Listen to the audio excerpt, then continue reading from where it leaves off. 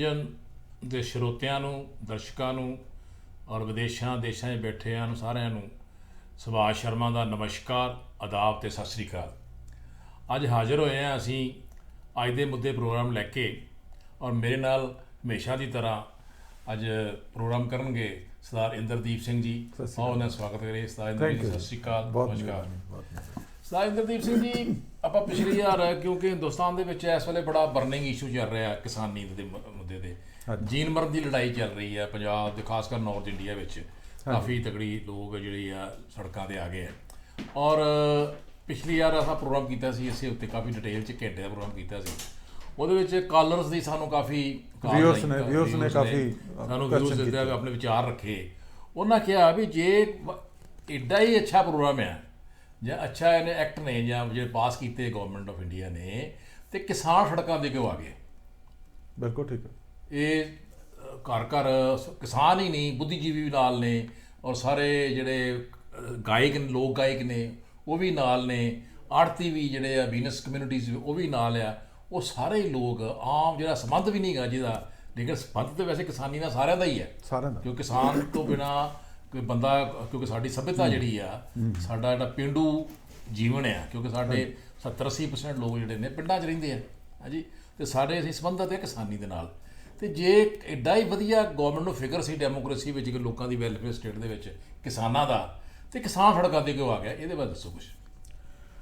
ਦੇਖੋ, ਇਹ ਆਮ ਜਿਹੜਾ ਸਾਡਾ ਇਲੈਕਟ੍ਰੋਨਿਕ ਮੀਡੀਆ ਹੈ ਜਾਂ ਪ੍ਰਿੰਟ ਮੀਡੀਆ ਹੈ, ਇਹਦੇ ਵਿੱਚ ਜਿਹੜੀ ਰੋਂਗ ਪ੍ਰੋਜੈਕਸ਼ਨ ਫਾਰਮਰ ਦੀ ਕੀਤੀ ਜਾ ਰਹੀ ਹੈ ਕਿ ਸਰਕਾਰ ਜਿਹੜੀ ਹੈਗੀ ਆ ਉਹਦੇ ਲਈ ਵਧੀਆ ਕਾਨੂੰਨ ਲੈ ਕੇ ਆ ਰਹੀ ਹੈ, ਉਹਦੇ ਪੱਖ 'ਚ ਕਾਨੂੰਨ ਲੈ ਕੇ ਆ ਰਹੀ ਹੈ, ਉਸ ਨੂੰ ਮਾਰਕੀਟ ਦੇ ਨਾਲ ਜੋੜ ਰਹੀ ਹੈ, ਉਹਨੂੰ ਜਿਹੜੇ ਆੜ੍ਹਤੀਏ ਦਾ ਸਿਸਟਮ ਹੈ, ਜਿਹੜਾ ਐਗਰੀਕਲਚਰ, ਜਿਹੜੀ ਕ੍ਰੌਪਸ ਦਾ ਜਿਹੜਾ ਆਪਣਾ ਮਾਰਕੀਟਿੰਗ ਸਿਸਟਮ ਹੈ, ਉਹਦੇ 'ਚੋਂ ਬਾਹਰ ਕੱਢਣਾ ਚਾਹੁੰਦੀ ਹੈ, ਕੰਟੈਕਟ ਫਾਰਮਿੰਗ ਕਰਨਾ ਚਾਹੁੰਦੀ ਹੈ, ਅਤੇ ਜਿਹੜੇ ਹੋਰਡਿੰਗ ਦੇ ਜਿਹੜੇ ਐਸੈਂਸ਼ੀਅਲ ਕਮੋਡਿਟੀ ਦੇ ਐਕਟ ਦੀਆਂ ਜਿਹੜੀ ਰਿਸਟ੍ਰਿਕਸ਼ਨਸ ਹੈਗੀਆਂ, ਜਿਹੜੀਆਂ ਐਸੈਂਸ਼ੀਅਲ ਕਮੋਡਿਟੀ ਐਕਟ ਥੱਲੇ ਲੱਗੀਆਂ ਹੋਈਆਂ, ਉਹ 'ਚ ਬਾਹਰ ਕਰਨਾ ਚਾਹੁੰਦੀ ਹੈ। ਪਰ ਪਤਾ ਨਹੀਂ ਕਿਉਂ ਹੈ ਕਿ ਕਿਸਾਨ ਜਿਹੜਾ ਇਸ ਗੱਲ ਨੂੰ ਸਮਝਦਾ ਨਹੀਂ। ਹੁਣ ਮੇਰੀ ਓਪੀਨੀਅਨ ਇਹ ਹੈ, ਜਿਹੜੀ ਕਿ ਇਸ ਤੋਂ ਹਟ ਕੇ ਹੈ, ਮੈਂ ਸਮਝਦਾ ਕਿ ਕਿਸਾਨ ਕੋਲ ਸਭ ਤੋਂ ਜ਼ਿਆਦਾ ਸਮਝ ਹੈ। ਉਹਨੂੰ ਮੇਰੇ ਨਾਲੋਂ ਵੀ ਜ਼ਿਆਦਾ ਸਮਝ ਹੈ, ਤੁਹਾਡੇ ਨਾਲੋਂ ਵੀ ਜ਼ਿਆਦਾ ਸਮਝ ਹੈ ਕਿ ਉਹਦੇ ਨਾਲ ਕੀ ਹੋ ਰਿਹਾ। ਹੁਣ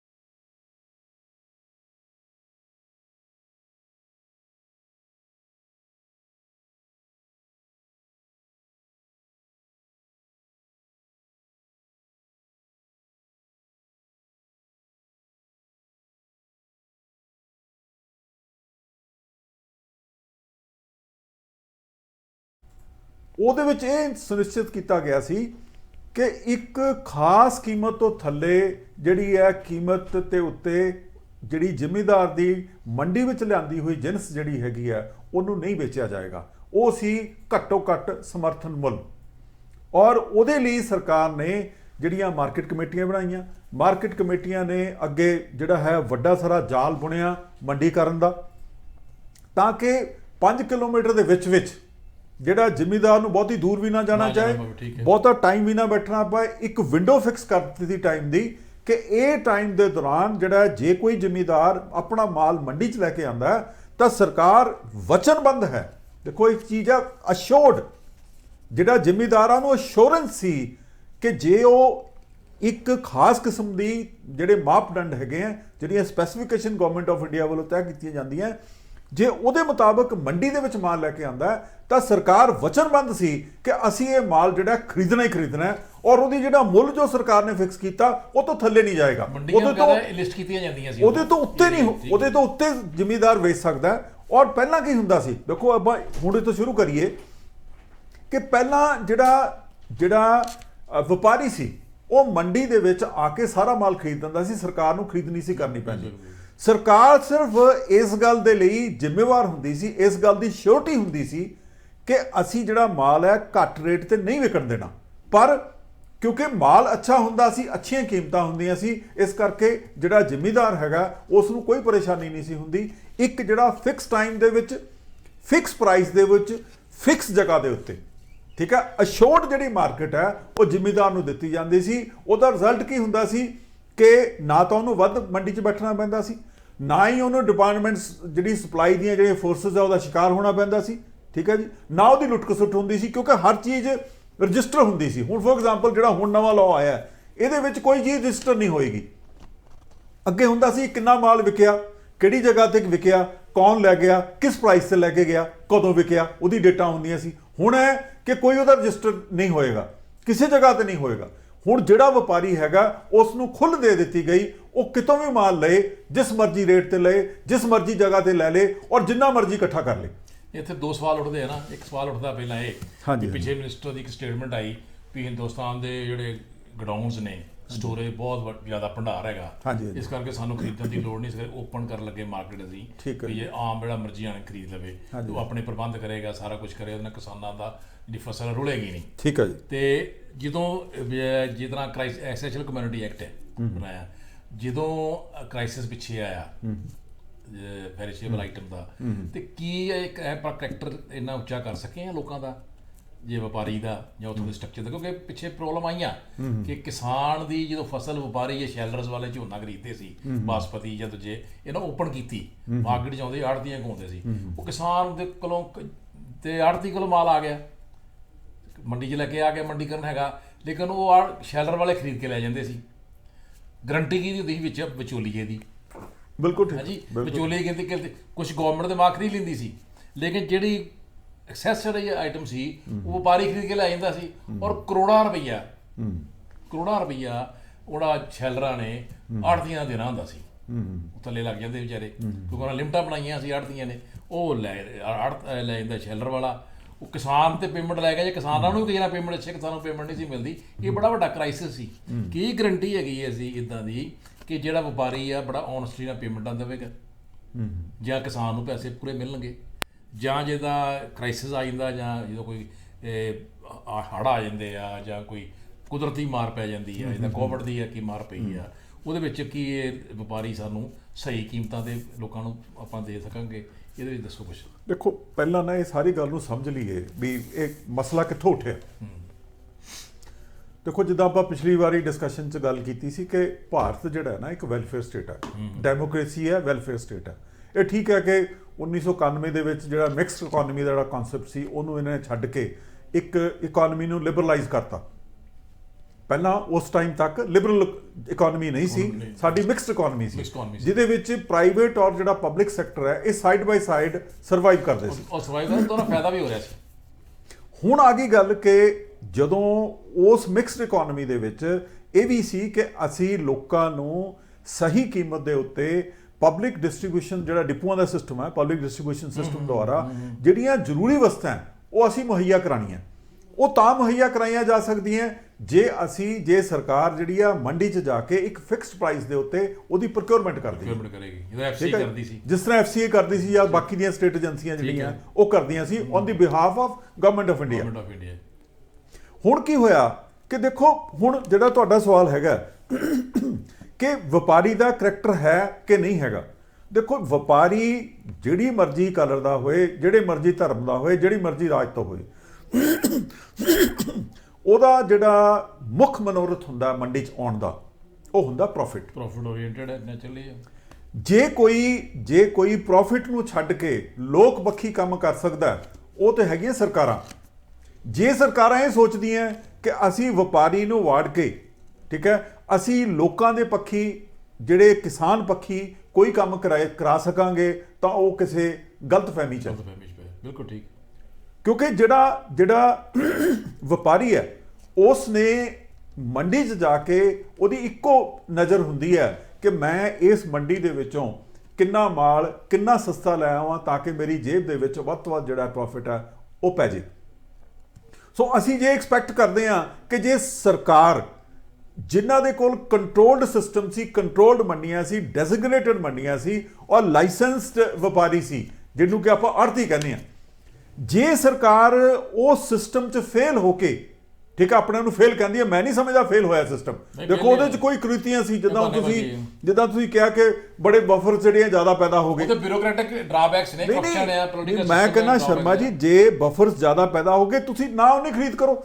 ਦੇਖੋ, ਜੇ ਤੁਸੀਂ ਵੱਧ ਕੀਮਤ ਦਿੰਦੇ ਹੋ, ਠੀਕ ਹੈ, ਔਰ ਵਪਾਰੀ ਖਰੀਦ ਕੇ ਲੈ ਜਾਂਦਾ, ਤੁਹਾਡਾ ਬਰਡਨ ਹੀ ਨਹੀਂ ਹੈ।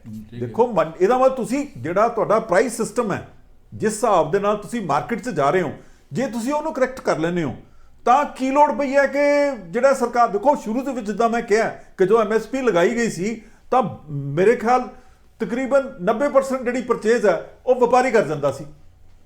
ਸਰਕਾਰ ਦੇ ਕੋਲ ਖਰੀਦਣ ਲਈ ਮਾਲ ਹੀ ਨਹੀਂ ਸੀ ਬਚਦਾ।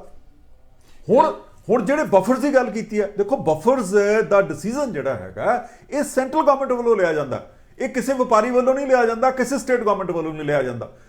ਜੇ ਤੁਹਾਨੂੰ ਪਤਾ ਹੈ ਕਿ ਸਾਡੇ ਬਫਰਸ ਪਹਿਲਾਂ ਪਏ ਹੈ, ਠੀਕ ਹੈ, ਜਾਂ ਤਾਂ ਉਹਦੀ ਲਿਕੁਇਡੇਸ਼ਨ ਕਰੋ, ਠੀਕ ਹੈ, ਲੋਕਾਂ ਨੂੰ ਦਿਓ, ਜਿਹੜੇ ਗਰੀਬ ਲੋਕ ਭੁੱਖੇ ਮਰਦੇ ਪਏ ਹੈ, ਠੀਕ ਹੈ, ਉਹ ਤੁਸੀਂ ਦੇਣਾ ਨਹੀਂ, ਠੀਕ ਹੈ। ਅਲਟੀਮੇਟਲੀ ਕੀ ਹੈ, ਬਫਰ ਜਿਹੜੇ ਵਧੀ ਜਾਂਦੇ ਆ, ਸਟਾਕਸ ਦੀ ਇੱਕ ਲਾਈਫ ਹੁੰਦੀ ਹੈ, ਸ਼ੈਲਫ ਲਾਈਫ ਹੁੰਦੀ ਹੈ, ਉਸ ਤੋਂ ਬਾਅਦ ਉਹ ਚੀਜ਼ ਖਰਾਬ ਹੋਣੀ ਸ਼ੁਰੂ ਹੋ ਜਾਂਦੀ ਹੈ। ਗੱਲਾਂ ਹੋਰ ਨਿਕਲਦੀਆਂ ਨਾ। ਦੇਖੋ, ਜਿਸ ਤਰ੍ਹਾਂ ਸਪੋਜ਼ ਗਵਰਨਮੈਂਟ ਨੇ ਕਰ ਦਿੱਤਾ, ਹਾਂਜੀ, ਜਾਂ ਤੇ ਲਿਮਿਟੇਸ਼ਨ ਰੱਖਦੇ ਵੀ ਜੇ ਪ੍ਰਾਈਵੇਟ ਸੈਕਟਰ ਨੇ ਆਉਣਾ ਆ, ਉਹ ਕੁਝ ਹਿੱਸਾ ਦੇ ਕਰੇਗਾ ਐਕਸਪੋਰਟ, ਜਿਹਦਾ ਹਿੰਦੁਸਤਾਨ ਦੀ ਇਕਨੋਮੀ ਨੂੰ ਫਾਇਦਾ ਹੋਵੇ। ਲੇਕਿਨ ਇਹ ਨਹੀਂਗਾ ਵੀ ਖਰੀਦ ਕੇ ਤੇ ਲੋਕਾਂ ਨੂੰ ਵੱਧ ਕੀਮਤ ਜਿਸ ਤਰ੍ਹਾਂ ਹਿੰਦੁਸਤਾਨ ਦਿੱਤਾ ਜਾਂਦਾ, ਆਪਣੇ ਲੋਕਾਂ ਕੋਲੋਂ ਖਰੀਦਣਾ ਸਸਤੇ ਭਾਅ ਦੇ ਤੇ ਆਪਣੇ ਲੋਕਾਂ ਨੂੰ ਮਹਿੰਗੇ ਭਾਅ ਦੇ ਵੇਚਣਾ। ਨਹੀਂ ਸ਼ਰਮਾ ਜੀ, ਮੈਂ ਤੁਹਾਨੂੰ ਇਹਦੇ ਵਿੱਚ ਇੰਟਰਪਟ ਕਰ ਰਿਹਾ। ਦੇਖੋ, ਜਦੋਂ ਇਹ ਸਿਸਟਮ ਸ਼ੁਰੂ ਹੋਇਆ ਸੀ ਤਾਂ ਉਸ ਵੇਲੇ ਦੋ ਕਿਸਮ ਦੀ ਪ੍ਰੋਕਿਉਰਮੈਂਟ ਕੀਤੀ ਜਾਂਦੀ ਸੀ।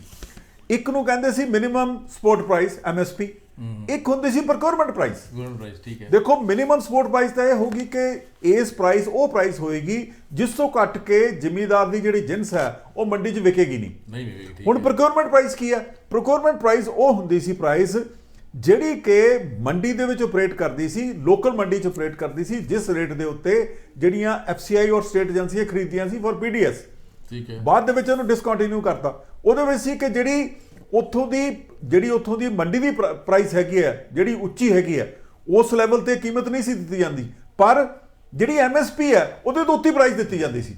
ਇਹ ਇਨਸ਼ੋਰ ਕੀਤਾ ਜਾਂਦਾ ਸੀ ਕਿ MSP ਤੋਂ ਉੱਤੇ ਜਿਹੜੀ ਪ੍ਰਾਈਸ ਹੈਗੀ ਹੈ ਉਸ ਰੇਟ ਦੇ ਉੱਤੇ ਜਿਹੜੀ ਹੈ ਸਰਕਾਰ ਉਹਨੂੰ ਪਰਚੇਸ ਕਰੇ। ਪਰ ਇਹ ਜਿਹੜੀ ਸਿਸਟਮ ਹੈ ਇਹਨੂੰ ਬੜੀ ਛੇਤੀ ਡਿਸਕੰਟੀਨਿਊ ਕਰ ਦਿੱਤਾ ਗਿਆ ਸੀ। ਸ਼ੁਰੂ ਦੇ ਵਿੱਚ ਹੀ ਡਿਸਕੰਟੀਨਿਊ ਕਰ ਦਿੱਤਾ ਸੀ ਜਿਹੜੀ ਪ੍ਰੋਕਿਉਰਮੈਂਟ ਪ੍ਰਾਈਸ ਵਾਲਾ ਹੈਗਾ, ਪਰ ਜਿਹੜਾ MSP ਵਾਲਾ ਸਿਸਟਮ ਹੈ ਉਹ ਕੰਟੀਨਿਊ ਰੱਖਿਆ ਗਿਆ ਸੀ। ਹੁਣ ਆਪਣਾ ਸਵਾਲ ਇੱਥੇ ਇਹ ਉੱਠਦਾ ਵੀ ਹੁਣ ਜੇ ਸਰਕਾਰ ਵਿਦੇਸ਼ੀ ਮਾਡਲ ਲੈ ਕੇ ਆ ਰਹੀ ਹੈ, ਹਾਂਜੀ, ਅਮਰੀਕਨ ਸਿਸਟਮ ਜਿਹੜਾ WTO ਦੇ ਅੰਦਰ ਇਹਨਾਂ ਐਗਰੀਮੈਂਟਸ ਕੀਤੇ ਨੇ, ਅਮਰੀਕਨ ਸਿਸਟਮ ਜਾਂ ਦੂਜੇ ਵਿਦੇਸ਼ਾਂ ਜਿਹੜਾ ਐਗਰੀਕਲਚਰ ਸਿਸਟਮ ਹੈ, ਵਿਦੇਸ਼ੀ ਮਾਡਲ ਹੀ ਕਹਿ ਸਕਦੇ ਆਪਾਂ। ਹਾਂਜੀ, ਵਿਦੇਸ਼ੀ। ਉਹ ਵਿਦੇਸ਼ੀ ਮਾਡਲ ਜਿਹੜਾ ਹਿੰਦੁਸਤਾਨ 'ਚ ਲੈ ਕੇ ਆ ਰਹੀ ਅੱਜ, ਉਹ ਵਿਦੇਸ਼ਾਂ 'ਚ ਉਹਦਾ ਕੀ ਅਸਰ ਰਿਹਾ ਸੀ, ਹਾਂਜੀ, ਜਾਂ ਕੀ ਰਿਐਕਸ਼ਨ ਹੋਇਆ ਉਹਦਾ, ਜਾਂ ਕੀ ਇੰਪਲੀਮੈਂਟੇਸ਼ਨ ਹੋਈ, ਜਾਂ ਲੋਕਾਂ ਦੇ ਉੱਤੇ ਕੀ ਪ੍ਰਭਾਵ ਪਿਆ ਉਹਨਾਂ ਦਾ, ਤੇ ਹਿੰਦੁਸਤਾਨ ਦੇ ਵਿੱਚ ਕੀ ਤਜਰਬਾ ਇੱਕ ਨਵਾਂ ਕੀਤਾ ਜਾ ਰਿਹਾ, ਇਹਦਾ ਕੀ ਅਸਰ ਪਏਗਾ, ਇਹ ਵੀ ਥੋੜਾ ਦੱਸੋ। ਦੇਖੋ ਜੀ, ਇੰਡੀਆ ਦੀ ਇਹ ਕਹਿ ਲਓ ਵੀ ਬਦਕਿਸਮਤੀ ਹੈਗੀ ਹੈ ਕਿ ਇੰਡੀਆ ਦੀਆਂ ਜਿਹੜੀਆਂ ਮੌਜੂਦਾ ਪ੍ਰਵੇਲਿੰਗ ਜਿਹੜੀਆਂ ਕੰਡੀਸ਼ਨਸ ਹੈਗੀਆਂ, ਉਹ ਭਾਵੇਂ ਸਮਾਜਿਕ ਹੈ ਭਾਵੇਂ ਆਰਥਿਕ ਹੈਗੀਆਂ, ਉਹਨਾਂ ਨੂੰ ਅੱਖੋਂ ਪਰੋਖੇ ਕਰਕੇ ਜਿਹੜੇ ਬਾਹਰਲੇ ਮਾਡਲਸ ਹੈਗੇ ਆ, ਭਾਵੇਂ ਅਮਰੀਕਾ ਦੇ ਆ ਭਾਵੇਂ ਯੂਰਪ ਦੇ ਹੈਗੇ ਆ, ਉਹਨਾਂ ਨੂੰ ਬਲਾਈਂਡਲੀ ਜਿਹੜਾ ਹੈਗਾ ਫੋਲੋ ਕੀਤਾ ਜਾਂਦਾ। ਉਹ ਭਾਵੇਂ ਤੁਸੀਂ ਕਹਿ ਲਓ ਵਰਲਡ ਬੈਂਕ ਦਾ ਪ੍ਰੈਸ਼ਰ ਹੈ, ਭਾਵੇਂ ਇੰਡੀਅਨ ਉਹ ਜਿਹੜੀ ਇੰਟਰਨੈਸ਼ਨਲ ਮੋਨਿਟਰੀ ਫੰਡ ਹੈ ਜਿਹਨੂੰ IMF ਕਹਿੰਦੇ ਆ ਉਹਦਾ ਪ੍ਰੈਸ਼ਰ ਹੈ, ਕਿਸੇ ਕਾਰਨ ਨਹੀਂ ਕਹਿ ਲਓ, ਜਿਹੜੇ ਮਾਡਲਸ ਬਾਹਰਲੇ ਦੇਸ਼ਾਂ 'ਚ ਫੇਲ ਹੋ ਚੁੱਕੇ ਉਹਨਾਂ ਨੂੰ ਉਸ ਨੂੰ ਬਜਾਏ ਕਿ ਅੰਡਰਸਟੈਂਡ ਕਰਨ ਦੇ ਜਾਂ ਤਾਂ ਉਹਨੂੰ ਇੰਪਰੂਵ ਕੀਤਾ ਜਾਏ ਜਾਂ ਉਹ 'ਚ ਸੁਧਾਰ ਕੀਤਾ ਜਾਏ, ਉਹਨੂੰ ਇਹ ਸੱਚ ਜਿਹੜਾ ਹੈਗਾ ਇੰਡੀਆ ਵਿੱਚ ਚੁੱਕ ਕੇ ਲਗਾਉਣ ਦੀ ਕੋਸ਼ਿਸ਼ ਕੀਤੀ ਜਾਂਦੀ ਹੈ। ਹੁਣ ਫੋਰ ਐਗਜ਼ਾਮਪਲ ਜਿਹੜਾ ਹੁਣ ਮਾਡਲ ਇਹਨਾਂ ਨੇ ਲਗਾਇਆ ਜਿਸ ਦੇ ਤਹਿਤ ਇਹਨਾਂ ਨੇ 3 ਜਿਹੜੀਆਂ ਅਮੈਂਡਮੈਂਟਸ ਕੀਤੀਆਂ, ਹੁਣ ਬੇਸਿਕਲੀ ਉਹ ਅਮਰੀਕਨ ਮਾਡਲ ਹੈ। ਠੀਕ ਹੈ।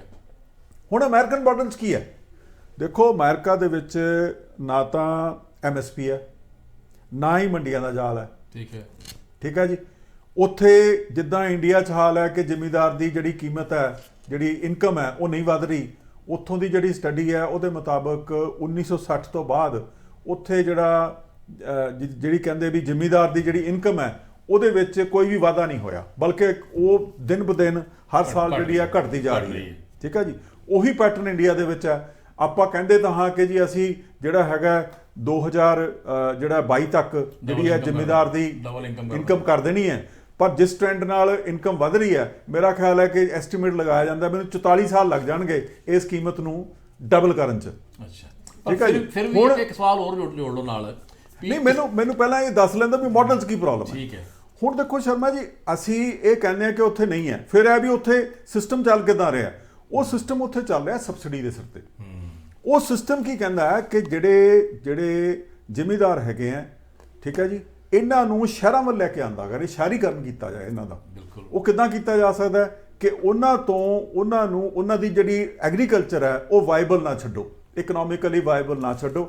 ਉਹਦਾ ਰਿਜ਼ਲਟ ਕੀ ਹੋਏਗਾ ਕਿ ਉਹ ਆਪਣੀ ਜ਼ਮੀਨ ਛੱਡ ਕੇ ਵੇਚ ਕੇ, ਠੀਕ ਹੈ, ਸ਼ਹਿਰਾਂ ਵੱਲ ਪਲਾਇਨ ਕਰਨਗੇ ਔਰ ਲੇਬਰ ਦਾ ਕੰਮ ਕਰਨਗੇ। ਠੀਕ ਹੈ। ਔਰ ਜਿਹੜੀ ਜ਼ਮੀਨ ਉਹ ਖਾਲੀ ਛੱਡ ਕੇ ਜਾਣਗੇ ਉਸ ਨੂੰ ਜਿਹੜੀਆਂ ਵੱਡੀਆਂ ਜਿਹੜੀਆਂ ਕਾਰਪੋਰੇਸ਼ਨਸ ਹੈਗੀਆਂ ਉਹ ਖਰੀਦਣਗੀਆਂ, ਉਹਨੂੰ ਕਨਵਰਟ ਕਰਾਉਣਗੀਆਂ ਇਨਟੂ ਇੰਡਸਟਰੀਅਲ ਲੈਂਡ। ਇਸ ਤਰੀਕੇ ਨਾਲ ਜਿਹੜਾ ਪ੍ਰੋਸੈਸ ਹੈਗਾ ਸਾਰਾ ਇਸ ਤਰ੍ਹਾਂ ਦਾ, ਉਹਦੇ ਵਿੱਚ ਜਿਹੜਾ ਛੋਟਾ ਤੇ ਮੱਧਮ ਵਰਗ ਦਾ ਜਿਹੜਾ ਜ਼ਿਮੀਂਦਾਰ ਹੈ ਉਹਦੀ ਕਿਸਮਤ ਜਿਹੜੀ ਹੈ ਪਹਿਲਾਂ ਹੀ ਡਿਸਾਈਡਡ ਹੈ ਕਿ ਉਹਨੇ ਅਲਟੀਮੇਟਲੀ ਸ਼ਹਿਰਾਂ ਦੇ ਵਿੱਚ ਜਾ ਕੇ ਲੇਬਰ ਕਰਨੀ ਹੈ। ਉਹਦੇ ਕੋਲ ਜਿਹੜੀ ਲੈਂਡ ਹੈ ਉਹ ਅੱਜ ਨਹੀਂ ਕੱਲ ਨੂੰ ਖੁੱਸ ਜਾਣੀ ਹੈ। ਠੀਕ ਹੈ ਜੀ। ਹੁਣ ਆ ਗਿਆ ਕਿ MSP ਵੀ ਉੱਥੇ ਨਹੀਂ ਹੈ, ਜਿਹੜੀ ਸਬਸਿਡੀ ਹੈ ਹੁਣ ਜਿੱਦਾਂ ਅਮਰੀਕਾ ਹੈ, ਉੱਥੇ ਹਰ ਕਿਸਾਨ ਨੂੰ ਹਰ ਸਾਲ $60,000 ਜਿਹੜੇ ਅਮਰੀਕਨ ਹੈਗੇ ਆ ਉਹ ਸਬਸਿਡੀ ਦੇ ਤੌਰ ਤੇ ਦਿੱਤੇ ਜਾਂਦੇ ਆ, ਜਦੋਂ ਕਿ ਇੰਡੀਆ ਵਿੱਚ ਅਸੀਂ 200 ਰੁਪਏ ਵੀ ਨਹੀਂ ਦਿੰਦੇ। ਸਬਸਿਡੀ ਖਤਮ ਕਰ ਰਹੇ ਉਲਟੀ। ਠੀਕ ਹੈ ਜੀ। ਹੁਣ ਆ ਗਈ ਅੱਗੇ ਦੀ ਗੱਲ ਕਿ ਤੁਸੀਂ ਜੇ ਮੰਨ ਲਓ ਕਿ ਨਵਾਂ ਮਾਡਲ ਲੈ ਕੇ ਆਏ ਹੋ, ਇਹ ਮਾਡਲ ਤਾਂ ਤੁਸੀਂ ਪਹਿਲਾਂ ਹੀ ਇੰਪਲੀਮੈਂਟ ਕਰਦੇ ਹੋ, ਠੀਕ ਹੈ ਕਿ ਨਹੀਂ? ਹੁਣ 87% ਜਿਹੜਾ ਜ਼ਿਮੀਂਦਾਰ ਹੈਗਾ ਉਹ ਛੋਟਾ ਕਿਸਾਨ ਹੈ, ਉਹ ਆਲਰੇਡੀ ਮੰਡੀ 'ਚ ਜਾ ਹੀ ਨਹੀਂ ਸਕਦਾ। ਆਲਰੇਡੀ ਜਿਹੜਾ ਤੁਹਾਡਾ ਹੈਗਾ ਬਿਹਾਰ ਹੈ ਉਹਦੇ ਵਿੱਚ 2006 'ਚ ਤੁਸੀਂ ਜਿਹੜਾ ਮੰਡੀ ਸਿਸਟਮ ਸੀ ਮਾਰਕੀਟ ਕਮੇਟੀਆਂ ਵਾਲਾ, ਉਹ ਤੁਸੀਂ ਪਹਿਲਾਂ ਐਕਸਪੈਰੀਮੈਂਟ ਕਰ ਚੁੱਕੇ ਹੋ ਔਰ ਤੁਸੀਂ ਦੇਖ ਰਹੇ ਹੋ ਕਿ ਉਹ ਫੇਲ ਹੋ ਗਿਆ। ਹੁਣ ਜੇ ਇੰਡੀਆ 'ਚ ਜਿਹੜਾ ਤੁਸੀਂ ਲਗਾਇਆ ਉਹ ਫੇਲ ਹੋ ਚੁੱਕਿਆ, ਜਿਹੜਾ ਅਮਰੀਕਨ ਮਾਡਲ ਤੁਸੀਂ ਲੈ ਕੇ ਆਏ ਆਲਰੇਡੀ ਫੇਲ ਹੋ ਚੁੱਕਿਆ। ਅਮਰੀਕਾ ਦੀ ਗੱਲ ਤੇ ਇਹ ਹੈ ਨਾ, ਜਿਹੜੇ ਉੱਥੋਂ ਦੇ ਕਿਸਾਨ ਜਾਂ ਉੱਥੋਂ ਦੇ ਲੋਕ ਨੇ ਬੇਸਿਕਲੀ ਉਹਨਾਂ ਕੰਟਰੀਆਂ ਦਾ ਸਭਿਅਤਾ ਵਿਕਾਸ ਨਹੀਂ ਸੀ 100-200 ਸਾਲ ਦੇ ਸਾਰਾ ਸਟੋਰੀ ਉਹਨਾਂ ਕੰਟਰੀਆਂ ਦੀ। ਬਿਲਕੁਲ ਠੀਕ ਹੈ। ਜਦ ਕਿ ਹਿੰਦੁਸਤਾਨ ਦਾ ਕਿਸਾਨ ਆ ਇਹ ਇੱਕ ਧਰਤੀ ਪੁੱਤਰ ਗਿਣਿਆ ਜਾਂਦਾ। ਬਿਲਕੁਲ ਠੀਕ। ਸੈਂਕੜੇ ਸਾਲਾਂ ਤੋਂ 18 ਸਾਲਾਂ ਤੋਂ ਇਹ ਧਰਤੀ ਨਾਲ ਜੁੜਿਆ। ਜੇ ਵਿਦੇਸ਼ੀ ਹਮਲਾਵਰ ਹਿੰਦੁਸਤਾਨ 'ਚ ਆਏ ਵੀ ਨੇ ਤੇ ਉਹ ਸਿਰਫ ਇਸੇ ਕਰਕੇ ਆਏ ਸਨ ਹਮਲਾ ਕੀਤਾ ਨਾ ਕਿ ਉੱਥੋਂ ਦੀ ਧਰਤੀ ਬੜੀ ਉਪਜਾਊ ਸੀ, ਕਿਸਾਨ ਬੜਾ ਸੌਖਾ ਸੀ, ਮਿਹਨਤ ਕਰਦਾ ਸੀ ਔਰ ਬੜੀ ਅੱਛੀ ਉਹਨਾਂ ਨੂੰ ਲਾਭ ਹੁੰਦਾ ਸੀ ਕਿਉਂਕਿ ਕੈਟਲ ਜਿਹੜਾ ਉਹਨਾਂ ਦਿਨਾਂ ਵਿੱਚ ਜੋ ਹੁੰਦੀ ਸੀ ਧਨ ਹੁੰਦਾ ਸੀ, ਪਸ਼ੂ ਧਨ ਹੁੰਦਾ ਸੀ, ਧਰਤੀ ਦਾ ਧਨ ਗਿਣਿਆ ਜਾਂਦਾ ਸੀ ਜਾਂ ਅਨਾਜ ਧਨ ਗਿਣਿਆ ਜਾਂਦਾ ਸੀ। ਵਾਟਰ ਸਿਸਟਮ ਸੀ ਉਸ ਟਾਈਮ ਤੇ ਵਿਦੇਸ਼ੀ ਹਮਲਾਵਰ ਆਏ ਤੇ ਉਹ ਲੋਕ ਧਰਤੀ ਨਾਲ ਜੁੜੇ ਸਨ। ਧਰਤੀ ਮਾਂ ਕਹਿੰਦੇ ਐਵੇਂ ਨਹੀਂ, ਧਰਤੀ ਮਾਂ ਕਹਿੰਦੇ ਤੇ ਇਹਦਾ ਮਤਲਬ ਇਹ ਹੈ ਵੀ ਉਹ ਤੇ ਜਿੱਥੇ ਅਮਰੀਕਾ ਵਰਗੇ ਕੰਟਰੀ ਜਾਂ ਕੈਨੇਡਾ ਵਰਗੇ ਕੰਟਰੀ ਜਾਂ ਦੂਸਰੇ ਕੰਟਰੀ ਉੱਥੇ ਦੇ ਲੋਕ ਪਤਾ ਕਿੱਥੋਂ ਆਏ ਨੇ ਤੇ ਉਹਨਾਂ ਦਾ ਧਰਤੀ ਦੇ ਨਾਲ ਕੋਈ ਜਾਂ ਉਹਨਾਂ ਦਾ ਜੜ੍ਹਾਂ ਹੀ ਨਹੀਂ ਹੈਗੀਆਂ, ਉਹਨਾਂ ਅੱਗੇ ਪਿੱਛੇ ਦਾ ਹੀ ਪਤਾ ਨਹੀਂ ਕਿਹੜੇ ਕੰਟਰੀ ਦੇ ਕਿੱਥੇ। ਹਿੰਦੁਸਤਾਨ ਦੇ ਲੋਕ ਤੇ ਸਦੀਆਂ ਤੋਂ ਆਪਣੇ ਫਿਰ ਕਬੀਲਿਆਂ ਨਾਲ ਜੁੜੇ ਆ, ਆਪਣੀ ਸਭਿਅਤਾ ਨਾਲ ਜੁੜੇ, ਆਪਣੇ ਵਿਕਾਸ ਨਾਲ ਜੁੜੇ। ਇਹ ਕੋਈ ਇਹ ਨਹੀਂ ਕਿਤੇ ਵੀ ਉਹ ਚੀਜ਼ ਸਭਿਅਤਾ ਦੇ ਖਾਤਮਾ ਕਰਨ ਦੀ ਕੋਸ਼ਿਸ਼ ਕੀਤੀ ਜਾ ਰਹੀ ਹੈ। ਸ਼ਰਮਾ ਜੀ ਇਹਦੇ 'ਚ ਇੱਕ ਗੱਲ ਮੈਂ ਜ਼ਰੂਰ ਕਹਾਂਗਾ ਕਿ ਦੇਖੋ ਸਭਿਅਤਾ ਕੀ ਹੁੰਦੀ ਹੈ ਕਿ ਤੁਹਾਡੀ ਵੇ ਆਫ ਲਾਈਫ ਕੀ ਹੈ, ਸਭਿਅਤਾ ਕੀ ਹੈ, ਕਲਚਰ ਕੀ ਹੈ, ਵੇ ਆਫ ਲਾਈਫ ਕੀ ਹੈ, ਤੁਸੀਂ ਕਿਸ ਤਰ੍ਹਾਂ ਆਪਣੀ ਜ਼ਿੰਦਗੀ ਬਸਰ ਕਰਦੇ ਹੋ। ਇੰਡੀਆ ਦੇ ਵਿੱਚ ਜਿਹੜਾ ਐਗਰੀਕਲਚਰ ਹੈ ਇਹ ਵੇ ਆਫ ਲਾਈਫ ਹੈ, ਇਹ ਉਹਨਾਂ ਦਾ ਇੱਕ ਕਿੱਤਾ ਵੀ ਹੈ ਔਰ ਵੇ ਆਫ ਲਾਈਫ ਵੀ ਹੈ, ਪਰ ਉਹ ਇੰਡਸਟਰੀ ਨਹੀਂ ਹੈ। ਇੰਡਸਟਰੀ ਨਹੀਂ ਹੈ। ਹੁਣ ਦੇਖੋ ਜਿਹੜੀਆਂ ਗੱਲਾਂ ਅੱਜ ਭਾਰਤ ਸਰਕਾਰ ਕਰ ਰਹੀ ਹੈ, ਉਹ ਇਹਨਾਂ ਨੂੰ ਮਾਰਕੀਟ ਨਾਲ ਜੋੜਨਾ ਚਾਹੁੰਦੀ ਹੈ, ਜਦੋਂ ਕਿ ਐਗਰੀਕਲਚਰ ਮਾਰਕੀਟ ਨਾਲ ਨਹੀਂ ਜੋੜਨ ਵਾਲੀ। ਜ਼ਿਮੀਂਦਾਰ ਦੇ ਕੋਲ ਕੈਪੈਸਿਟੀ ਨਹੀਂ ਹੈਗੀ ਕਿ ਉਹ ਜਿਹੜੀਆਂ ਮਾਰਕੀਟ ਦੀਆਂ ਫੋਰਸਸ ਹੈ ਉਹਨਾਂ ਦਾ ਸਾਹਮਣਾ ਜਿਹੜਾ ਹੈਗਾ ਇਕੱਲੇ ਖੜ ਕੇ ਕਰ ਸਕੇ, ਨਹੀਂ ਕਰ ਸਕਦਾ। ਠੀਕ ਹੈ, ਠੀਕ ਹੈ ਜੀ। ਹੁਣ ਜਿੱਥੇ ਵੇ ਆਫ ਲਾਈਫ ਹੈਗਾ ਉਹ ਇੰਡਸਟਰੀ ਨਹੀਂ ਹੈ, ਤੁਸੀਂ ਉਹਨਾਂ ਨੂੰ ਜੇ ਇੰਡਸਟਰੀ ਦੇ ਮਾਪਦੰਡ ਦੇ ਨਾਲ ਉਹਨਾਂ ਨੂੰ ਤੋਲੋਗੇ, ਉਹਨਾਂ ਕੋਲ ਕੰਟਰੈਕਟ ਫਾਰਮਿੰਗ ਕਰਾਵੋਗੇ, ਉਹਨਾਂ ਨੂੰ ਕਹੋਗੇ ਵੀ ਤੁਸੀਂ ਜਿੰਨਾ ਮਰਜ਼ੀ ਕੋਈ ਹੋਰਡਿੰਗ ਕਰ ਲੈ, ਸਾਨੂੰ ਕੋਈ ਪ੍ਰੋਬਲਮ ਨਹੀਂ, ਠੀਕ ਹੈ ਕਿ ਨਹੀਂ, ਉਹ ਹੋਏਗਾ ਕਿ ਜਦੋਂ ਮਾਲ ਜਿਹੜਾ ਮੰਡੀ 'ਚ ਆਇਆ ਹੋਏਗਾ ਉਦੋਂ ਸਸਤੇ ਰੇਟ ਤੇ ਲੈ ਲੇਗਾ, ਜਦੋਂ ਜ਼ਿਮੀਂਦਾਰ ਜਿਹੜਾ ਹੈਗਾ ਉਹ ਭੁੱਖਾ ਮਰੇਗਾ, ਉਹਨੂੰ ਉਹਨਾਂ ਨੇ ਕੋਈ ਚੀਜ਼ ਨਹੀਂ ਦੇਣੀ, ਵੱਧ ਰੇਟ ਤੇ ਦੇਣਗੇ, ਉਹਦੇ ਮਾਲ ਤਿਆਰ ਕੀਤਾ ਹੋਇਆ ਜਿਹੜਾ ਜ਼ਿਮੀਂਦਾਰ ਨੂੰ ਮਹਿੰਗਾ ਮਿਲੇਗਾ। ਤੁਸੀਂ ਇੱਕ ਤਾਂ ਸਵਾਲ ਕਿਉਂ ਉੱਠਦਾ ਕਿ ਫਿਰ ਵੀ ਜ਼ਿਮੀਂਦਾਰ ਜਿਹੜਾ ਕਿਸਾਨ ਆ ਹਰ ਸਾਲ ਉਹ ਕੀਮਤ ਵੱਧ ਕਿਉਂ ਮੰਗਦਾ? ਦੇਖੋ ਸ਼ਰਮਾ ਜੀ, ਫਸਲ ਦੀ ਇਹਦਾ ਕਾਰਨ ਕੀ, ਇਹਦੇ ਪਿੱਛੇ ਲੌਜਿਕ ਕੀ ਹੈ ਵੀ MSP ਵੱਧ ਜਾਂਦੀ, 50 ਰੁਪਏ ਕੁਇੰਟਲ ਵੱਧ ਗਈ, ਕਦੀ ਕਿਤੇ ਵੱਧ ਗਈ, ਜਦ ਕਿ ਸਵਾਮੀਨਾਥਨ ਜਿਹੜਾ ਕਮਿਸ਼ਨ ਆ ਕੁਝ ਹੋਰ ਕਹਿੰਦਾ ਵੀ ਕੀ ਕਰਨਾ ਚਾਹੀਦਾ ਕਿਸਾਨੀ ਵਾਸਤੇ। ਇਹਦੇ ਬਾਰੇ ਥੋੜ੍ਹਾ ਜਿਹਾ ਛੋਟੇ ਸ਼ਬਦਾਂ 'ਚ ਦੱਸੋ ਥੋੜ੍ਹਾ ਜਿਹਾ। ਦੇਖੋ ਸ਼ਰਮਾ ਜੀ, ਬੇਸਿਕਲੀ ਆਪਾਂ ਨੂੰ ਥੋੜ੍ਹਾ ਜ਼ਿਆਦਾ ਪਿਛੋਕੜ ਦੇਖਣਾ ਪਏਗਾ। ਦੇਖੋ ਜੋ ਕੁਛ ਇੰਡੀਆ 'ਚ ਹੋ ਰਿਹਾ ਹੈ, ਇਹ ਜਿਹੜਾ ਇੰਡੀਆ 'ਚ ਗ੍ਰੀਨ ਰੈਵੋਲੂਸ਼ਨ ਇੰਟਰੋਡਿਊਸ ਕੀਤਾ ਗਿਆ ਸੀ, ਇਹ ਉਹਦਾ ਪਾਰਟ ਹੈ। ਦੇਖੋ ਜਦੋਂ ਸ਼ਰਮਾ ਜੀ ਆਪਾਂ ਨੇ ਬਾਹਰਲਾ ਮਾਡਲ ਗ੍ਰੀਨ ਰੈਵੋਲੂਸ਼ਨ ਦਾ ਲਿਆਂਦਾ, ਉਹਦੇ ਵਿੱਚ 2-3 ਚੀਜ਼ਾਂ ਨਾਲ ਆ ਗਈਆਂ। ਪਹਿਲਾਂ ਤਾਂ ਸੀ ਫਰਟੀਲਾਈਜ਼ਰ, ਫਿਰ ਸੀ ਸੀਡਸ, ਠੀਕ ਹੈ ਜੀ, ਤੇ ਫਿਰ ਸੀ ਪੈਸਟੀਸਾਈਡ, ਇਨਸੈਕਟੀਸਾਈਡ, ਠੀਕ ਹੈ ਜੀ, ਫਿਰ ਉੱਥੋਂ ਦੀ ਕੀਮਤ। ਹੁਣ ਦੇਖੋ ਜੀ, ਜਿਹੜੇ ਕੀਮਤ ਦੇ ਉੱਤੇ ਤੁਸੀਂ ਫਰਟੀਲਾਈਜ਼ਰ ਪਾਉਂਦੇ ਹੋ ਜਾਂ ਜਿਸ ਕੀਮਤ ਤੇ ਤੁਸੀਂ ਬੀਜ ਪਾਉਂਦੇ ਹੋ, ਉਹ ਕੀਮਤ ਇੰਨੀ ਕੁ ਹੋ ਜਾਂਦੀ ਹੈਗੀ ਹੈ ਕਿ ਤੁਸੀਂ ਇੰਟਰਨੈਸ਼ਨਲ ਮਾਰਕੀਟ ਤੱਕ ਹੀ, ਲੋਕਲ ਮਾਰਕੀਟ 'ਚ ਵੀ ਉਸ ਦੀ ਤੁਸੀਂ ਸੇਲ ਨਹੀਂ ਕਰ ਸਕਦੇ। ਇਸ ਕਰਕੇ ਕੀ ਹੁੰਦਾ ਹੈ ਕਿ ਜਿਹੜੀਆਂ ਸਰਕਾਰਾਂ ਹੈਗੀਆਂ ਉਹ ਟਾਈਮ ਟੂ ਟਾਈਮ ਫਰਟੀਲਾਈਜ਼ਰ ਤੇ ਵੀ ਸਬਸਿਡੀ ਦਿੰਦੀਆਂ, ਸੀਡਸ ਤੇ ਵੀ ਸਬਸਿਡੀ ਦਿੰਦੀਆਂ, ਫਰਟੀਲਾਈਜ਼ਰ, ਸੀਡਸ, ਇਨਸੈਕਟੀਸਾਈਡ, ਪੈਸਟੀਸਾਈਡਸ, ਇਹਨਾਂ ਸਭ ਤੇ ਸਬਸਿਡੀ ਦਿੱਤੀ ਜਾਂਦੀ ਹੈ। ਔਰ on the top of it ਇਹ ਵੀ ਦੇਖਿਆ ਜਾਂਦਾ ਹੈ ਕਿ WTO ਦੀਆਂ ਇੱਕ ਮੈਂਡੇਟ ਹੈ ਕਿ ਤੁਸੀਂ ਪ੍ਰਾਈਸ ਜਿਹੜੀ ਹੈਗੀ ਹੈ, ਕੀਮਤ ਇਸ ਤਰੀਕੇ ਨਾਲ ਨਿਰਧਾਰਿਤ ਕਰੋ ਕਿ ਤੁਹਾਡੀ ਜਿਹੜੀ ਫਸਲ ਹੈਗੀ ਹੈ ਉਹ ਇੰਟਰਨੈਸ਼ਨਲ ਮਾਰਕੀਟ ਦੇ ਵਿੱਚ ਕੋਈ ਵੀ ਬੰਦਾ ਚਾਹੇ ਤੇ ਖਰੀਦ ਸਕੇ। ਠੀਕ ਹੈ, ਠੀਕ ਹੈ। ਇਹਦਾ ਮਤਲਬ ਕਿ ਤੁਸੀਂ ਜਿਹੜਾ WTO ਦਾ ਮੈਂਡੇਟ ਹੈ ਉਹ ਇਹ ਕਹਿੰਦਾ ਕਿ ਤੁਸੀਂ ਕੀਮਤ ਜਿਹੜੀ ਹੈਗੀ ਹੈ ਬਹੁਤੀ ਵੱਧ ਨਹੀਂ ਕਰ ਸਕਦੇ। ਇਹਦਾ ਮਤਲਬ ਕੀ ਹੋਇਆ ਕਿ ਜਿਹੜਾ ਸਾਰਾ ਪ੍ਰੈਸ਼ਰ ਹੈਗਾ ਉਹ ਜ਼ਿਮੀਂਦਾਰ ਤੇ ਪੈ ਗਿਆ। ਹਾਲਾਂਕਿ ਠੀਕ ਹੈ, ਆਪਾਂ ਨੂੰ ਪਤਾ ਕਿ ਸਵਾਮੀਨਾਥਨ ਕਮਿਸ਼ਨ ਦੀ ਰਿਪੋਰਟ ਹੈ, ਉਹਦੇ 'ਚ ਉਹਨਾਂ ਨੇ ਕਿਹਾ ਕਿ 50% ਜਿਹੜਾ ਹੈਗਾ ਜੋ ਵੀ ਉਹਦਾ ਖਰਚਾ ਹੈਗਾ ਉਹ ਉਹਨੂੰ ਪ੍ਰੋਫਿਟ ਦਿੱਤਾ ਜਾਏ। ਉਸ ਤੋਂ ਬਾਅਦ ਤੁਹਾਨੂੰ ਪਤਾ ਹੈ ਕਿ ਰਮੇਸ਼ ਚੰਦਰ ਕਮੇਟੀ ਦੀ ਰਿਪੋਰਟ ਆਈ ਸੀ, ਉਹਦੇ ਵਿੱਚ ਉਹਨਾਂ ਨੇ ਜਿਹੜਾ ਹੈਗਾ 10% ਹੋਰ ਇਨਕਰੀਜ਼ ਦੀ ਵੀ ਗੱਲ ਕੀਤੀ ਹੈ।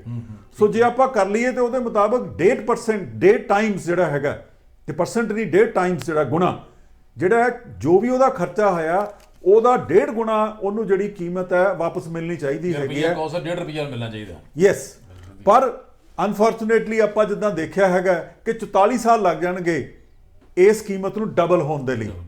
ਠੀਕ ਹੈ ਜੀ। ਸੋ ਮੈਨੂੰ ਆਸ ਨਹੀਂ ਹੈਗੀ ਕਿ ਆਉਣ ਵਾਲੇ ਸਮੇਂ ਦੇ ਵਿੱਚ ਜਿਹੜਾ ਜ਼ਿਮੀਂਦਾਰ ਦੀ ਜਿਹੜੀ ਕੀਮਤ ਆ ਉਹ ਵਧੇਗੀ।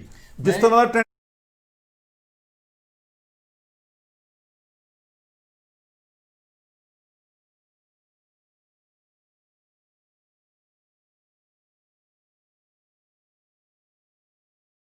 ਇਹਦੇ ਤਾਂ ਦੇਖੋ ਰਾਜਨੀਤਿਕ ਜਿਹੜੇ ਪ੍ਰਭਾਵ ਹੈਗੇ ਆ ਉਹ ਤੋਂ ਪਹਿਲਾਂ ਆਪਾਂ ਨੂੰ ਡਿਸਕਸ ਕਰਨਾ ਪਏਗਾ ਕਿ ਇਹਦੇ ਇਕਨੋਮਿਕ ਇਫੈਕਟ ਕੀ ਪੈਣੇ ਆ। ਦੇਖੋ ਅਨਫੋਰਚੂਨੇਟਲੀ ਪੰਜਾਬ ਦੇ ਵਿੱਚ ਜਿਹਦੀ ਆਪਾਂ ਗੱਲ ਕਰ ਰਹੇ ਹੈਗੇ ਆ ਜਾਂ ਬਾਕੀ ਰਾਜਾਂ ਦੇ ਵਿੱਚ ਵੀ ਜਿਹੜਾ ਐਗਰੀਕਲਚਰ ਦੇ ਵਿੱਚ ਜਿਹੜੀ ਇਨਵੈਸਟਮੈਂਟ ਕੀਤੀ ਹੋਈ ਹੈ ਉਹ ਭਾਵੇਂ ਟਿਊਬਵੈੱਲਾਂ ਦੀ ਹੈ, ਠੀਕ ਹੈ ਜੀ, ਭਾਵੇਂ ਟਰੈਕਟਰਾਂ ਦੀ ਹੈ, ਭਾਵੇਂ ਜਿਹੜੇ ਹੋਰ ਖੇਤੀ ਦੇ ਜਿਹੜੇ ਇੰਸਟਰੂਮੈਂਟ ਹੈ, ਕੰਬਾਈਨਾਂ ਹੈਗੀਆਂ, ਹਾਰਵੈਸਟਰਸ ਹੈ, ਸਾਰੇ ਹੈਗੇ ਆ ਉੱਤੇ ਜ਼ਿਮੀਂਦਾਰ ਨੇ ਇਨਵੈਸਟਮੈਂਟ ਕੀਤੀ ਹੈ। ਫਿਰ ਐਗਰੋ ਬੇਸਡ ਇੰਡਸਟਰੀ ਹੈ ਜਿਹੜੀ ਪੰਜਾਬ ਦੇ ਵਿੱਚ, ਜਿਹੜੇ ਸ਼ੈਲਰ ਇੰਡਸਟਰੀ ਹੈ, ਠੀਕ ਹੈ, ਉਹਦੇ ਤੇ ਕਰੋੜਾਂ ਰੁਪਏ ਦੀ ਜਿਹੜੀ ਇਨਵੈਸਟਮੈਂਟ ਆ ਉਹ ਕੀਤੀ ਹੋਈ ਹੈ।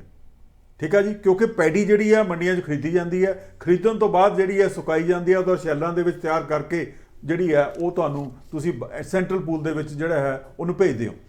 ਹੁਣ ਤੁਸੀਂ ਦੇਖੋ ਕਿ ਜਿਹੜਾ ਮੰਡੀ ਆਪਰੇਸ਼ਨ ਹੈ, ਉਹਦੇ ਵਿੱਚ ਕਿੰਨੀਆਂ ਤਰ੍ਹਾਂ ਹੈਗੀਆਂ। ਦੇਖੋ ਇੱਕ ਆੜਤ ਹੋ ਗਿਆ ਜਿਹਨੇ ਕਿ ਮਾਲ ਲੈਣਾ, ਉਹਨੂੰ ਆੜਤ ਮਿਲਦੀ ਹੈ, ਉਸ ਤੋਂ ਬਾਅਦ ਉਹਦੀ ਉਤਰਾਈ ਕਰਨੀ ਹੈ, ਲੇਬਰ ਇਨਵੋਲਡ ਹੈ, ਜਿਹੜੇ ਟਰੈਕਟਰ ਜਾਂ ਜਿਹੜੇ ਟਰੱਕ ਨੇ ਲੈ ਕੇ ਆਂਦਾ ਉਹ ਟਰਾਂਸਪੋਰਟੇਸ਼ਨ 'ਚ ਇਨਵੋਲਡ ਹੈ, ਉਹਦੇ ਵਿੱਚ ਫਿਰ ਲੇਬਰ ਹੈ, ਫਿਰ ਕਿਸੇ ਨੇ ਸੁਕਾਉਣਾ ਹੈ, ਕਿਸੇ ਨੇ ਉਹਨੂੰ ਜਿਹੜਾ ਹੈਗਾ ਫਿਰ ਦੁਆਰਾ ਉਹਨੂੰ ਜਿਹੜੀ ਇਹ ਸੂਤਲੀ ਲਾਣੀ ਹੈ, ਉਹਦੀ ਪੈਕਿੰਗ ਕਰਨੀ ਹੈ, ਫਿਰ ਮੰਡੀ 'ਚੋਂ ਜਿਹੜਾ ਮਾਲ ਜਿਹੜਾ ਉਹ ਉੱਠ ਕੇ ਜਾਂ ਸ਼ੈਲਰ 'ਚ ਜਾਏਗਾ, ਕਿਸੇ ਸਟੋਰੇਜ ਦੇ ਪੁਆਇੰਟ ਜਾਏਗਾ। ਇੱਥੇ ਸਵਾਲ ਉੱਠਦਾ ਵੀ ਸਰਕਾਰ ਨੇ ਜਿਹੜਾ ਇੰਫਰਾਸਟ੍ਰਕਚਰ ਚੇਂਜ ਕਰ ਰਹੀ ਹੈ, ਢਾਂਚਾਗਤ ਚੇਂਜ ਕਰ ਰਹੀ ਹੈ, ਇਹਦੇ ਵਿੱਚ ਇਹਦੀ ਜਿਹੜੀ ਆਰਥਿਕ ਤੌਰ ਤੇ ਇਹਦੀ ਸੋਚ ਕੀ ਹੈ ਸਰਕਾਰ ਦੀ? ਦੇਖੋ, ਮੈਨੂੰ ਜੋ ਫੀਲ ਹੁੰਦਾ ਹੈ, ਜੋ ਕੁਝ ਮੈਂ ਹੁਣ ਤੱਕ ਅੰਡਰਸਟੈਂਡ ਕਰ ਸਕਿਆ, ਉਹ ਹੈ ਕਿ ਜਿਹੜੇ ਕਾਰਪੋਰੇਟ ਘਰਾਣੇ ਹੈਗੇ ਆ, ਮੈਨੂੰ ਇਹ ਲੱਗਦਾ ਕਿ ਸਰਕਾਰ ਉੱਤੇ ਉਹਨਾਂ ਕਾਰਪੋਰੇਟ ਘਰਾਣਿਆਂ ਦਾ ਪ੍ਰੈਸ਼ਰ ਹੈ ਕਿ ਤੁਸੀਂ ਸਾਨੂੰ ਜਿਹੜਾ ਹੈਗਾ ਕਿਸੇ ਨਾ ਕਿਸੇ ਤਰੀਕੇ ਨਾਲ। ਦੇਖੋ, ਅੱਜ ਕੱਲ੍ਹ ਜੇ ਆਪਾਂ ਦੇਖਿਆ ਜਾਏ, ਜਿਹੜੀਆਂ ਦੁਨੀਆ 'ਚ ਲੜਾਈਆਂ ਚੱਲ ਰਹੀਆਂ ਉਹ ਸਿਰਫ ਮੰਡੀ ਦੇ ਕੰਟਰੋਲ ਲਈ ਲੜਾਈ ਹੈ। ਅੱਜ ਜੇ ਅਮਰੀਕਾ ਤੇ ਚੀਨ ਦੀ ਲੜਾਈ ਚੱਲ ਰਹੀ ਹੈ, ਟੈਰਿਫ ਵਾਰ ਜਿਹਨੂੰ ਆਪਾਂ ਕਹਿੰਦੇ ਆ, ਉਹਦਾ ਕਾਰਨ ਕੀ ਹੈ ਕਿ ਚੀਨ ਜਿਹੜਾ ਹੈਗਾ ਉਹ ਮੰਡੀਆਂ ਵੱਧ ਤੋਂ ਵੱਧ ਮੰਡੀਆਂ ਤੇ ਜਿਹੜਾ ਐਕਸੈਸ ਕਰਨਾ ਚਾਹੁੰਦਾ, ਅਮਰੀਕਾ ਉਸ ਨੂੰ ਰਜਿਸਟ ਕਰਦਾ। ਠੀਕ ਹੈ ਜੀ, ਉਹੀ ਚੀਜ਼ ਜਿਹੜੀ ਹੈ ਜੇ ਆਪਾਂ ਛੋਟੇ ਲੈਵਲ ਤੇ ਇੰਡੀਆ ਦੇ ਲੈਵਲ ਤੇ ਜਾਈਏ ਤਾਂ ਜਿਹੜੀਆਂ ਮੰਡੀਆਂ ਉਹ ਆਲਰੇਡੀ ਪਿੱਛੇ ਸਰਕਾਰਾਂ ਦੇ ਕੰਟਰੋਲ ਸੀ, ਮੰਡੀ ਸਿਸਟਮ ਬਹੁਤ ਵਧੀਆ ਚੱਲ ਰਿਹਾ ਸੀ, ਉਹਦੇ 'ਚ ਮੈਂ ਨਹੀਂ ਕਹਿੰਦਾ ਕਿ ਪਰਫੈਕਟ ਸੀ, ਉਹ 'ਚ ਸੁਧਾਰ ਦੀ ਲੋੜ ਸੀ, ਪਰ ਉਹ ਮੇਨਟੇਨ ਕਰਨ ਵਾਲਾ ਨਹੀਂ ਸੀ ਸਿਸਟਮ, ਕਿਉਂਕਿ ਉਹ ਇੰਨੇ ਸਾਲਾਂ ਤੋਂ ਟਾਈਮ ਟੈਸਟਡ ਫਾਰਮੂਲਾ ਹੈਗਾ ਸੀ ਕਿ ਉਸ ਨੂੰ ਅਜੇ ਇੰਨੀ ਛੇਤੀ ਅਬੈਂਡਨ ਕਰਨ ਦੀ ਲੋੜ ਨਹੀਂ ਸੀ। ਪਰ ਕਿਉਂਕਿ ਹੁਣ ਇਹਨੇ ਕਰਨ ਵਾਲਾ ਕਰ ਦਿੱਤਾ ਹੈਗਾ, ਨਵੇਂ ਲਾਅ ਬਣਾ ਦਿੱਤੇ, ਤਾਂ ਐਦਾਂ ਫੀਲ ਹੁੰਦਾ ਵੀ ਇਹਦੇ ਨਾਲ ਤੁਸੀਂ ਇੱਕ ਫ੍ਰੀ ਹੈਂਡ ਜਿਹੜਾ ਹੈਗਾ ਉਹ ਜਿਹੜੇ ਵੱਡੇ ਘਰਾਣੇ ਹੈਗੇ ਆ, ਜਿਹੜੇ ਵੱਡੇ ਪਲੇਅਰਸ ਆ, ਉਹਨਾਂ ਨੂੰ ਦੇਤਾ। ਹਾਲਾਂਕਿ ਜਿਹੜਾ ਅਰਥ ਦਾ ਸਿਸਟਮ ਆ ਉਹ ਖਤਮ ਨਹੀਂ ਹੋਣਾ। ਦੇਖੋ, ਵਾਲਮਾਰਟ ਦਾ ਜਿਹੜਾ ਵਾਲਮਾਰਟ ਦਾ ਮਾਲਕ ਹੈ ਉਹ ਜਾ ਕੇ ਮੰਡੀਆਂ ਥੋੜਾ ਖਰੀਦ ਕਰਦਾ, ਠੀਕ ਹੈ, ਜਦ ਅਬਾਨੀ ਜਾਂ ਅਡਾਨੀ ਜਾਂ ਟਾਟਾਸ ਨੇ ਜਾ ਕੇ ਜਾਂ ਬਿਰਲਾਸ ਨੇ ਥੋੜਾ ਫॉर दैट मैटर ਜਾਣੇ ਨੇ, ਉਹਨਾਂ ਏਜੰਟ ਜਾਣੇ। ਇੱਥੇ ਗੱਲ ਹੋਰ ਨਿਕਲਦੀ, ਹੁਣ ਸਾਰਾ ਕੁਝ ਕਰ ਲਿਆ ਆਪਾਂ ਗੱਲਬਾਤ ਕਰ ਲਈ, ਇਹਦਾ ਰਾਜਨੀਤਿਕ ਪ੍ਰਭਾਵ ਦੇਖੋ, ਪੋਲੀਟੀਕਲ ਪੋਲਰਾਈਜੇਸ਼ਨ ਹੋਏਗੀ ਹਿੰਦੁਸਤਾਨ ਦੇ ਵਿੱਚ ਅਗਰ ਕਿਸਾਨ ਮੂਵਮੈਂਟ ਜਿਹੜੀ ਹੈ ਕਾਮਯਾਬ ਹੁੰਦੀ ਹੈ ਔਰ ਜਿੱਦ ਕਰਦੇ ਆ, ਆਪਾਂ ਕ੍ਰਸ਼ ਵੀ ਨਹੀਂ ਕਰ ਸਕਦੇ ਉਹਨਾਂ ਨੂੰ। ਜੇ ਕ੍ਰਸ਼ ਕਰਾਂਗੇ ਤੇ ਇਹਨਾਂ ਦਾ ਫਾਲ ਡਾਊਨ ਸ਼ੁਰੂ ਹੋ ਜਾਏਗਾ ਸਰਕਾਰ ਦਾ, ਆਪਾਂ ਕਿਉਂਕਿ ਉਹ ਡੈਮੋਕ੍ਰੈਟਿਕ ਮੋਡ ਦੇ ਵਰਲਡ ਲੈਵਲ ਤੇ ਹਿਊਮਨ ਰਾਈਟਸ ਦੇ ਆ ਜਾਣਾ। ਲੇਕਿਨ ਇਹਦਾ ਕੋਈ ਰਾਜਨੀਤਿਕ ਪ੍ਰਭਾਵ ਪਵੇਗਾ ਸਾਡੀ ਅੱਜ ਦੀ ਰਾਜਨੀਤੀ ਦੇ ਉੱਤੇ, ਅੱਜ ਦੇ ਸਿਸਟਮ ਤੇ ਜਾਂ ਸਮਾਜਿਕ ਸਿਸਟਮ? ਦੇਖੋ, ਇਸ ਤਰ੍ਹਾਂ ਹੈ ਕਿ ਕਿਉਂਕਿ ਆਪਣਾ ਜਿਹੜਾ ਸਾਰਾ ਸਿਸਟਮ ਹੈ, ਆਪਣੇ ਕੋਲ ਥੋੜਾ ਹੀ ਰਹਿ ਗਿਆ, 2-3 ਮਿੰਟ ਰਹਿ ਗਏ। ਬਿਲਕੁਲ ਠੀਕ ਹੈ ਜੀ, ਕਿਉਂਕਿ ਆਪਣਾ ਜਿਹੜਾ ਸਾਰਾ ਸਿਸਟਮ ਹੈ ਉਹ ਕਿਉਂਕਿ ਖੇਤੀ ਦੇ ਆਧਾਰਿਤ ਹੈ, ਇਸ ਕਰਕੇ ਜਿਹੜਾ ਵੀ ਫੈਸਲਾ ਜ਼ਿਮੀਂਦਾਰਾਂ ਦੇ ਹੱਕ ਜਾਂ ਖਿਲਾਫ ਕੀਤਾ ਜਾਂਦਾ, ਉਹਦੇ ਜਿਹੜੇ ਆਰਥਿਕ ਤੇ ਸਮਾਜਿਕ ਜਿਹੜੇ ਪ੍ਰਭਾਵ ਹੈ ਉਹ ਪੈਣੇ ਆ। ਹੁਣ ਆ ਗਈ ਗੱਲ, ਜਿਹੜਾ ਤੁਸੀਂ ਕਹਿੰਦੇ ਹੋ ਕਿ ਕੀ ਕਾਮਯਾਬ ਹੋਣਗੇ ਤੇ ਇਹਦੇ ਕੀ ਪ੍ਰਭਾਵ ਹੋਣਗੇ। ਦੇਖੋ, ਇਹ ਤਾਂ ਬਹੁਤਾ ਡਿਪੈਂਡ ਕਰਦਾ ਕਿ ਜਿਹੜੇ ਜ਼ਿਮੀਂਦਾਰ ਹੈਗੇ ਆ ਉਹਨਾਂ ਨੂੰ ਇਸ ਵੇਲੇ ਇਸ ਗੱਲ ਦੀ ਰੀਅਲਾਈਜੇਸ਼ਨ ਹੋ ਗਈ ਹੈ ਕਿ ਕੋਈ ਵੀ ਜਿਹੜੀ ਪੋਲੀਟੀਕਲ ਪਾਰਟੀ ਹੈਗੀ ਆ ਉਹ ਸਿਰਫ ਆਪਣੇ ਮਨੋਰਥ ਦੇ ਲਈ ਉਹਨਾਂ ਦਾ ਇਸਤੇਮਾਲ ਹੁਣ ਤੱਕ ਕਰਦੀ ਆਈ ਹੈ। ਹੁਣ ਉਹਨਾਂ ਨੂੰ ਇਸ ਚੀਜ਼ ਦੀ ਸਮਝ ਆ ਗਈ ਹੈ। ਹੁਣ ਅੱਗੇ ਹੈ ਕਿ ਉਸ ਦੇ ਵਿੱਚੋਂ ਨਵੀਂ ਲੀਡਰਸ਼ਿਪ ਇਮਰਜ ਕਰਦੀ ਹੈ, ਜਿਹੜੀ ਕਿ ਉਹਨਾਂ ਨੂੰ ਇੱਕ ਮੁੱਦੇ ਦੇ ਉੱਤੇ, ਇੱਕ ਪਲੇਟਫਾਰਮ ਦੇ ਉੱਤੇ ਇਕੱਠੇ ਕਰਦੀ ਹੈ, ਔਰ ਜਿਹੜੀ ਹੈਗੀ ਆਪਣੀ ਜਿਹੜੀ ਉਹਨਾਂ ਦੀਆਂ ਡਿਮਾਂਡਸ ਹੈ ਉਹਦੇ ਲਈ ਉਹ ਲੜਾਈ ਲੜਦੇ ਆ ਇੱਕ ਡੈਮੋਕ੍ਰੈਟਿਕ ਵੇ ਦੇ ਨਾਲ। ਠੀਕ ਹੈ ਕਿ ਨਹੀਂ? ਸੋ ਜੇ ਉਹਦੇ 'ਚ ਕਾਮਯਾਬ ਹੁੰਦੇ ਆ ਤਾਂ ਉਹ ਤਾਂ ਕਾਮਯਾਬ ਹੋਣਗੇ ਜੇ ਉਹ ਜਿਹੜੀਆਂ ਪੋਲੀਟੀਕਲ ਫੋਰਸਿਸ ਹੈਗੀਆਂ ਉਹਨਾਂ ਨੂੰ ਦੂਰ ਰੱਖਣਗੇ ਔਰ ਆਪਣੇ ਜਿਹੜੇ ਮੁੱਦੇ ਆ ਉਹਨਾਂ ਨੂੰ ਫੋਰਫਰੰਟ ਤੇ ਰੱਖ ਕੇ ਯੂਨਾਈਟਿਡ ਜਿਹੜੀ ਲੜਾਈ ਆ ਉਹ ਲੜਨਗੇ ਡੈਮੋਕ੍ਰੈਟਿਕ ਵੇ ਨਾਲ। ਪੋਲੀਟੀਕਲ ਫੋਰਸਿਸ ਨੂੰ ਦੂਰ ਨਹੀਂ ਰੱਖਿਆ ਜਾਂਦਾ, ਡੈਮੋਕ੍ਰੈਟਿਕ ਪੋਲੀਟੀਕਲ ਪਾਰਟੀਆਂ ਦਾ ਸਿਸਟਮ ਚਲਾਉਣਾ ਹੁੰਦਾ, ਉਹਨਾਂ ਨੂੰ ਉਹਨਾਂ ਦੇ ਹੱਥਾਂ ਲੀਡਰਸ਼ਿਪ। ਮੈਂ ਤਾਂ ਹੀ ਕਹਿੰਦਾ ਨਵੀਂ ਲੀਡਰਸ਼ਿਪ, ਦੇਖੋ ਲੀਡਰਸ਼ਿਪ ਨਵੀਂ ਆਏਗੀ, ਨਵੀਂ ਲੀਡਰਸ਼ਿਪ ਇਮਰਜ ਕਰੇਗੀ। ਬਾਕੀ ਕਿਸਾਨਾਂ ਦੀ ਆਪਣੀ ਸਮਝ ਹੈ ਵੀ ਉਹ ਜਿਹੜੇ ਅੱਜ ਦੇ ਹਾਲਾਤ ਹੈ ਉਹਦੇ ਵਿੱਚ ਕਿੰਨੀ ਕੁ ਸਿਆਣਪ ਨਾਲ ਬਾਹਰ ਨਿਕਲਦੇ। ਵਾਇਲੈਂਟ ਹੋਣ ਤੋਂ ਬਚਣਾ ਚਾਹੀਦਾ। ਵਾਇਲੈਂਸ ਤਾਂ ਦੇਖੋ ਜੀ, ਮੈਂ ਤਾਂ ਏਜੰਸੀਆਂ ਜਿਹੜੀਆਂ ਇਨਫਲੂਐਂਸ ਕਰਨ ਦੀ ਕੋਸ਼ਿਸ਼ ਕਰਦੇ ਜਾਂ ਮੀਡੀਆ ਦੁਰਪ੍ਰਚਾਰ ਕਰ ਰਿਹਾ ਜਾਂ ਉਹਨਾਂ ਦੇ ਜਿਹੜੇ ਕਿਸਾਨੀ ਨਾਲ ਉਹਨਾਂ ਸੰਬੰਧ ਹੀ ਨਹੀਂ ਜਿਨ੍ਹਾਂ ਦਾ ਲੋਕਾਂ ਦਾ, ਉਹ ਆਪਣੇ ਕਮੈਂਟਸ ਦੇ ਰਹੇ। ਮੈਂ ਸਮਝਦਾ ਉਹਨਾਂ ਚੀਜ਼ਾਂ ਤੋਂ ਬਚਣਾ ਚਾਹੀਦਾ। ਔਰ ਜਿਹੜਾ ਆਉਣ ਵਾਲਾ ਸਮਾਂ ਆ, ਮੈਂ ਸਮਝਦਾ ਬੜਾ ਸੋਚਣੀय ਸਮਾਂ ਆ। ਉਹ ਕਿਸਾਨਾਂ ਦੀ ਜਿੰਦ ਜਾਨ ਦਾ ਸਮਾਂ ਆ, ਕਿਉਂਕਿ ਉਹਨਾਂ ਦੀ ਰੀੜ੍ਹ ਦੀ ਹੱਡੀ 'ਤੇ ਅਟੈਕ ਹੋਇਆ, ਉਹਨਾਂ ਦੀ ਆਰਥਿਕਤਾ 'ਤੇ ਅਟੈਕ ਹੋਇਆ। ਇਸ ਕਰਕੇ ਮੈਂ ਸਮਝਦਾ ਕਿ ਕਿਸਾਨ ਜਿਹੜੇ ਨੇ ਉਹ ਆਪਣੇ ਆਪ ਨੂੰ ਸੰਭਲ ਕੇ ਚੱਲਣ ਤੇ ਆਪਣੇ ਅੜੇ ਰਹਿਣ।